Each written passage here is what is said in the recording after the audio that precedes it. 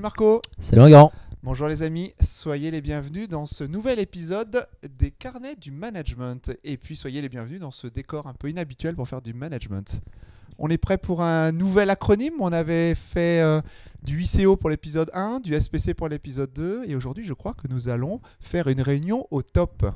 Voilà, exactement. Donc dans SPC, il y avait la notion de donner du sens, du processus et du contenu.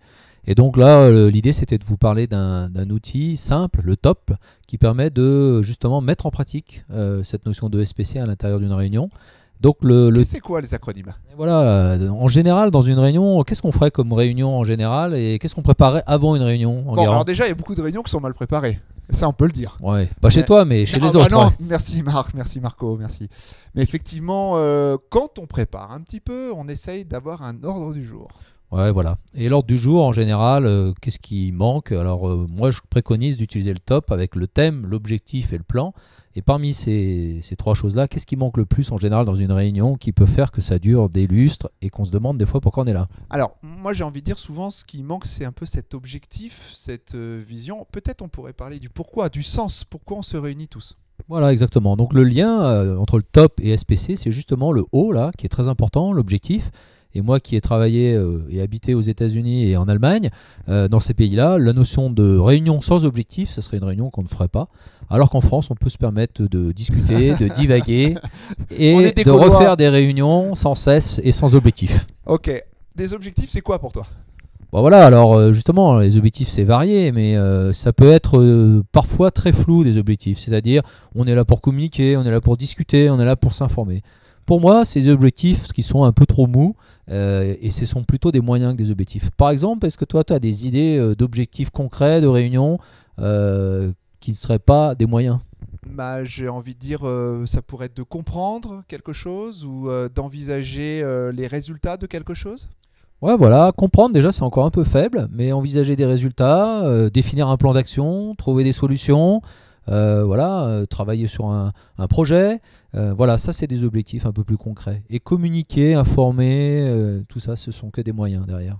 Donc, en synthèse, on peut écrire un top pour toutes les réunions que l'on prévoit avec le fameux plan, l'ordre du jour que beaucoup entrevoient, mais bien penser à avoir un thème global et un objectif qui puisse rassembler tout le monde. Voilà, un objectif sur lequel tout le monde se dit, bah, si la réunion est réussie, on aura atteint tel objectif. Alors ça demande un peu au manager de se creuser un peu la tête, mais si à la fin de la réunion on se dit, bah oui, on a trouvé des solutions à tel problème, et ben on peut se dire, bah, on a réussi la réunion.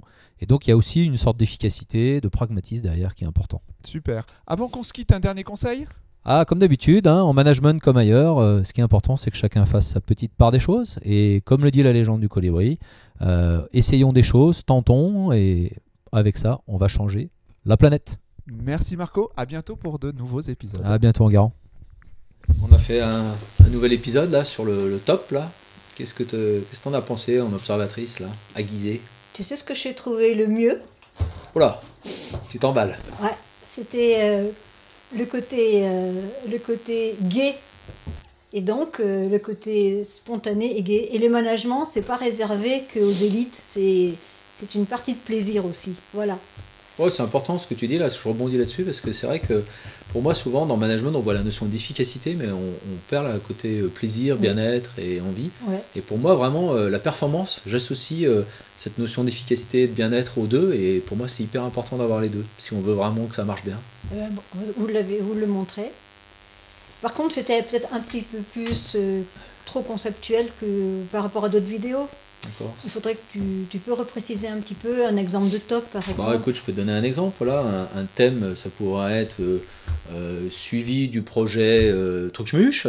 L'objectif, définir les actions pour la prochaine étape de la réunion et trouver des solutions. On pourrait des fois avoir plusieurs objectifs. Voilà, donc définir les prochaines étapes, trouver des solutions par rapport à un problème.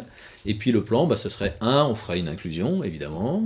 Ensuite, voilà l'introduction avec l'objectif de la réunion. Voilà le contenu. Un moment de travail en groupe, un moment de travail tout seul peut-être, un moment un peu descendant. Et puis on finirait par ce qu'on appelle une déclusion, c'est-à-dire de demander à tout le monde ce qui se passe et comment ça marche et ce qui leur a plu, pas plu. Et forcément derrière, on noterait les actions pour les prochaines réunions.